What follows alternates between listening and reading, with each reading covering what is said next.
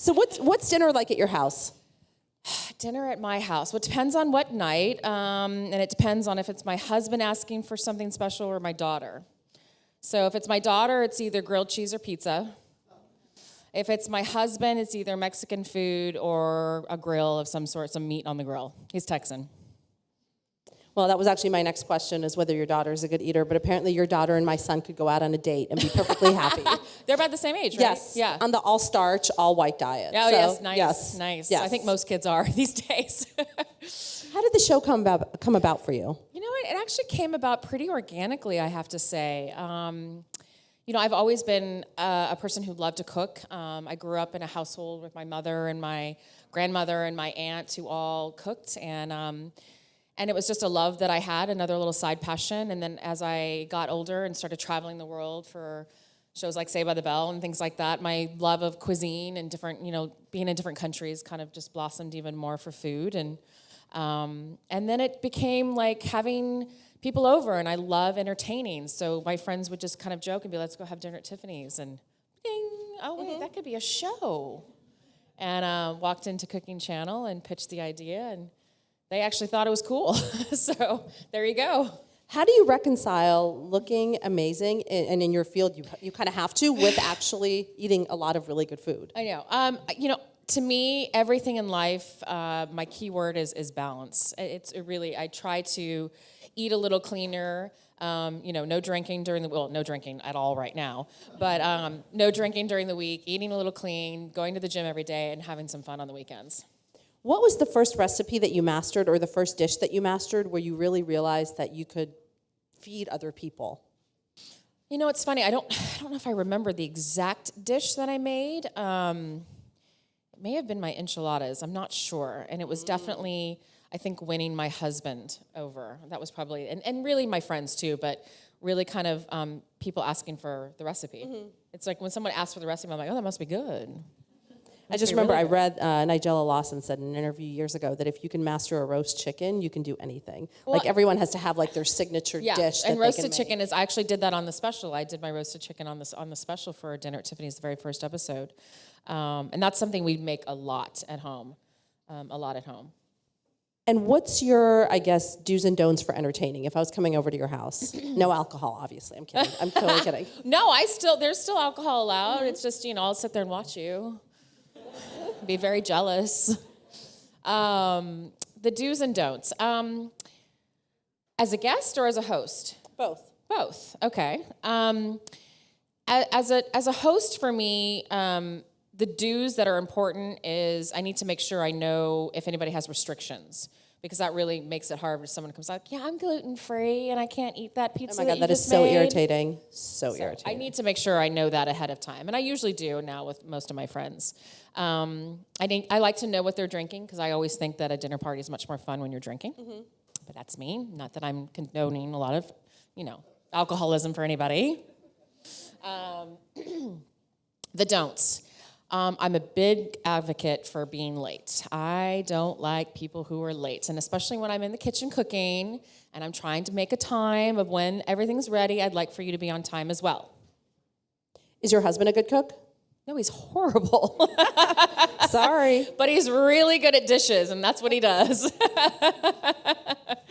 What was the first dinner party like that you hosted? Let me try and think. It was probably 20-some-odd years ago. I think just probably having friends over. I mean, the one I really remember is actually the very first Thanksgiving that my mother gave to me, and was like, cooked everything. And I cooked everything for my family. It was always my mom that did it, and finally she was like, okay, it's yours now. You're old enough. So I made everything for the family. And then there was one Thanksgiving that I definitely remember that all of a sudden my ovens didn't work. And I had my family and friends that didn't have family in town, so they were kind of stragglers, and they were on their own. And I was like, come on over. And my ovens didn't work. I tried everything. And so luckily, my neighbors across the street were out of town, and they had a house sitter. So I was literally like bringing the turkey over, using their oven, going back and forth. And yeah, that was a reality show.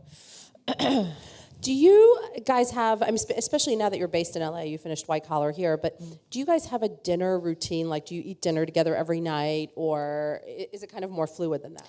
We don't have a routine so much during the week. We eat home more often just because my daughter's in school now.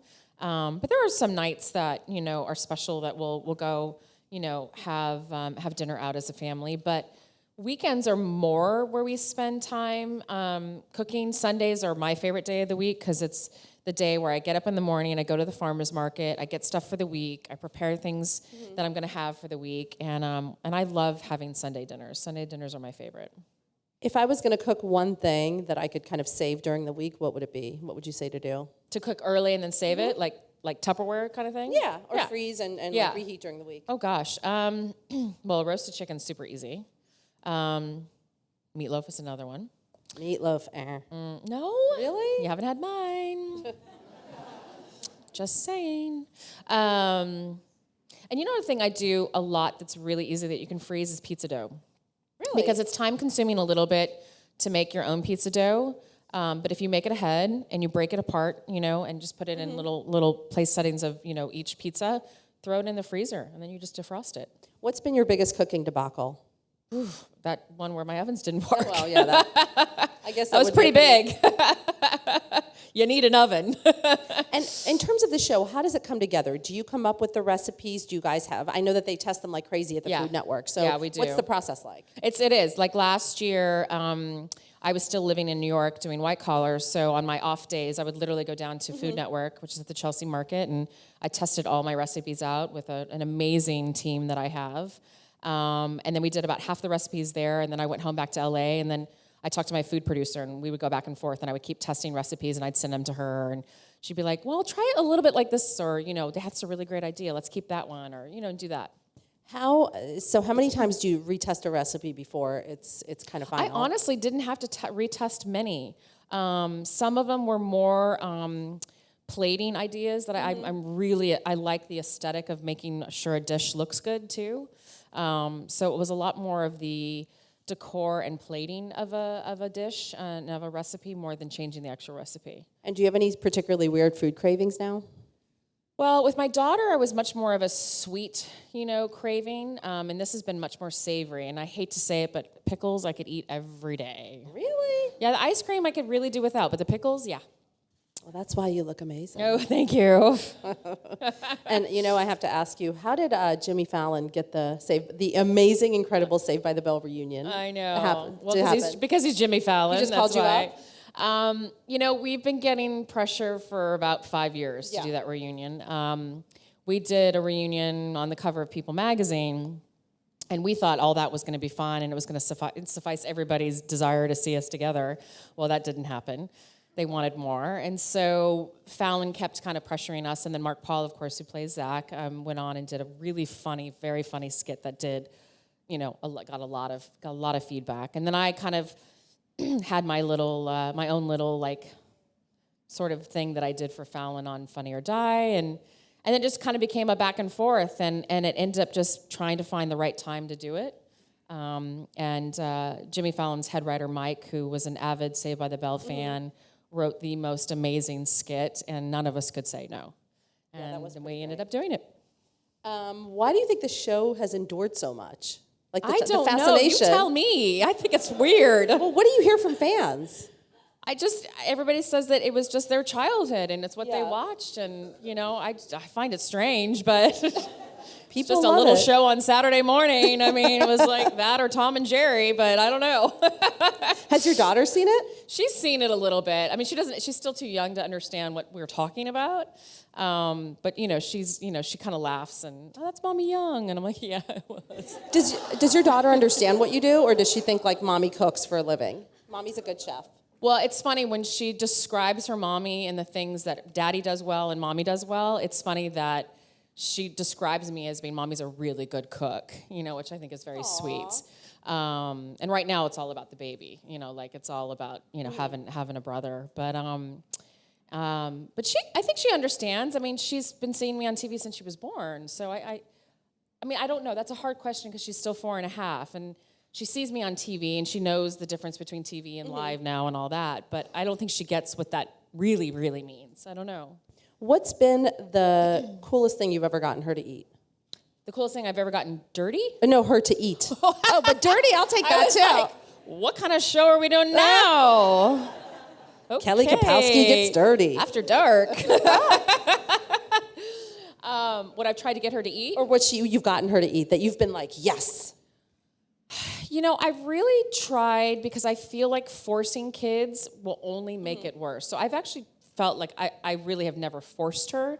Sometimes when I have something on my plate that she's never had, she's more interested. She's like, oh, what's that, Mommy? That kind of thing. Or what's that, Daddy? And, you know, my husband's Texan, and he makes weird concoctions with his food. So she usually she kind of ignores my husband's plate half the time. Because he's like the type of guy that, like, you know, puts ketchup and syrup on his stuff, and it's just weird. That is disgusting. It is gross. I know. It's like you're describing my 4-year-old right now. Well, he is kind of a big kid. You are right about that. But she's, you know, like she has some odd things that she loves. I mean, you know, not many people like, I mean, not that she eats candy, but like she likes black licorice. I mean, how many kids like black licorice? And most adults don't even like it, but I love it. So she has weird things like that she actually likes. But then it's like trying to get her to eat oranges, and she's like, she won't eat them. She won't eat them. I don't know why. Who doesn't like oranges? There's things in it, Mommy. I don't like it. You know, it's just, I think every kid's got their thing. And if you could invite 3 people or 4 people to a dinner party, living or dead, who would it be? I just got asked this question, actually. Very funny. But I had a time restraint on it, so I had to think really quickly, and I can think a little bit better now. Definitely the president, right? I would probably say Marilyn Monroe. Can I say dead or alive? It doesn't matter, right? Okay. I would say my husband, because he's just awesome to have at a dinner party, and everybody loves having my husband. And then I would say one more person. Chris Farley, because I was always such a fan of his. And I thought he was so funny. That leads us to the next question. What would you make? What would I make? Yeah, if the president was coming to your house. Oh, that's a lot of pressure. Wow. I would probably make... that's really hard. What would I make? I would probably make my filet mignon, probably. Yeah, I would go big. I would spend a little money on him. I would do the nice steak. Really? Yeah, I would. I would do... What kind of vegetable? I would do potatoes, and I would probably do a vegetable. I don't know. I might just keep it steak and potatoes and bang them with like an awesome dessert. Like my mom's cream cheese pie is like, everybody loves that. Cream cheese pie, really? Yeah, it's amazing. I do it on the show, so. Oh, low fat, of course. Of course.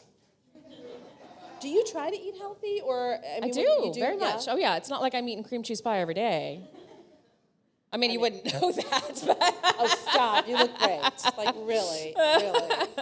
No, but I can't. There's no way. I'm not 6 feet tall and a size 2 and just a belly. I've always been someone who has to watch what I eat. So that's why I say it's always about balance for me. It's like eating healthy during the week, going to the gym, and then on the weekends having a little fun. When do you have your big meal, lunch or dinner? I always try to do lunch, but on the weekends it tends to not be that way because I'm running around with a kid and she's not in school. So during the week, lunch is more of my bigger meal because it's after gym time. But on the weekends, it's usually night. Okay. But, you know, we have a 4.5-year. We eat at 5 o'clock, so. Oh, I know the blue hair toddler it's like, dinner. We're eating with all the grandparents. Yep. So it's kind of the same. It's the easiest time to get a dinner reservation, yeah, it's y'all. very true. You get all the fancy restaurants at 5 o'clock. 4:30 in, 5:30 out, boom. Yep, that is true. Okay, now I'm officially starving. So I'm sure you guys have questions. Look alive. No, seriously, I want some cream cheese pie. I know, it's really good. I need to. It's really good. And I do it on the show, so I promise. Hi, it's so nice to meet you. Hi. I was wondering if, congratulations on all of your successes. Thank you so much. Thanks. Friends and I love you. But I was wondering if, because of your successes, you can offer any advice to stand out on, perhaps like auditions or casting calls for aspiring actors. Yeah. It's funny. I've been in this crazy business, and I say it's crazy because it is. It's very crazy what we do for a living, and people actually pay us to do it. It's just weird. I've been doing it for almost 33 years, a really, really long time. And I remember, I think, being a child actor and starting at such a young age, I had no idea. Like, I think there's something to be said about being a kid and not, like, you're not nervous. You don't know what nerves are. You kind of just go in there. And I kind of taken those 33 years, and I've had that same sort of feeling, because I still audition. I don't get job offers. I'm not, Al Pacino, and I'm not, like, I still have to audition. I auditioned for White Collar, and they didn't even want me the first time around. I actually had to go back and fight for it. And I try to put the nerves aside. I try to go in there and just really have fun. And my husband's an actor, and sometimes he'll be like, okay, tell me one thing before I go in. And I say, have fun. And I know that's so hard sometimes because of the pressure and remembering lines and going into a casting director that you maybe seen 20 times and they still haven't given you the damn job, and you want to go in there and try and do it. But the moment you start to lose the fun of it, I think that's when you disconnect. So always try to find that joy if you love to do this, because that's what's going to exude from you in your performance. I hope that was good. That's what I try. Doesn't always work, but I try. When you're sitting in traffic going to the audition in LA. Yeah. Hello. Hi. You mentioned that you're not located in New York anymore, but I'm No. wondering if there are any restaurants for us New Yorkers here that you're really missing since you're not here anymore. Oh, I can give you a plethora of them, yes. I went to one of my favorites, ABC Kitchen, last night, which I go to every time I come, and ABC Cucina, which is amazing as well. I love Todd English's restaurant here, and Bobby Flay's. I'm a huge fan of Bobby Flay's new restaurant. Gato? Oh, so good, right? So good. What's some other ones that I love? Let me think. Pregnancy brain. It does affect your way of thinking. Everything swells. It's just weird. Your feet, your brain. It's just crazy. Those are some of my favorites. Those are definitely some of my favorites, yeah. How did you have the confidence to go into the Food Network and pitch a show like this? I mean, I honestly, it was an idea, and I was like, they're either going to like it or not. I got a 50-50 shot. Why not? So I just kind of went in there and pitched them a couple ideas, and this was one of them, and this was my favorite one. And it's the one they kind of took a bite for. And did you have an outline, or what was No, your... I just went in there and just blabbed it Like off and freestyle just started it? talking. Yeah, and they just couldn't amazing. shut me up. That is so Yeah, cool. And did you yeah. have sample recipes with you? No, I didn't have to kind of show that until Okay. afterwards. But it was more of just an idea. It really, like I said, it came very organically of just my friends kind of jokingly saying that they would always come over and have dinner at Tiffany's, and it's really, the show truly for me is I'm wanting to show people that having a meal is not just about eating, but connecting and reconnecting with people and putting your phones down and putting your computer down and actually looking at somebody in their eyes and, how are you? What did you do today? And having fun and laughing. And I feel like we're in such a world right now where everybody's like this all the time. And it's nice to connect with people. I think people are missing that. So. Hi. Hi. Now that you're doing a food show, do you think you'll go back to acting, or do you have any acting, projects coming up? I've never left acting. I just finished a show. I never left. This is just something that was kind of a side idea and passion, and has been a passion of mine for a long time. But no, acting's my first and true love, and I've been doing it since I was a kid, so I would never, ever leave it.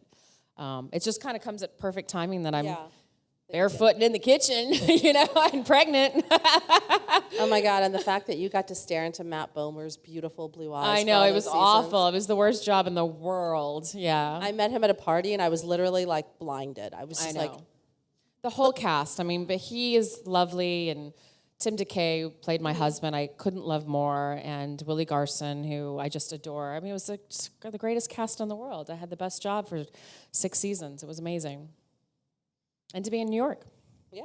Your daughter got to semi-grow up here. Well, she calls New York her second home. Like every time I come here, she's like, Mom, you going to our other home? I was like, yeah, we're going to the other home. Yeah, she loves it here. She's a little half New Yorker.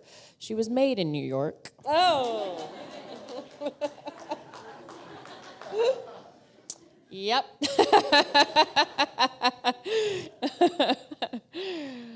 actually have a question. You do. When you're shopping for ingredients, Yeah.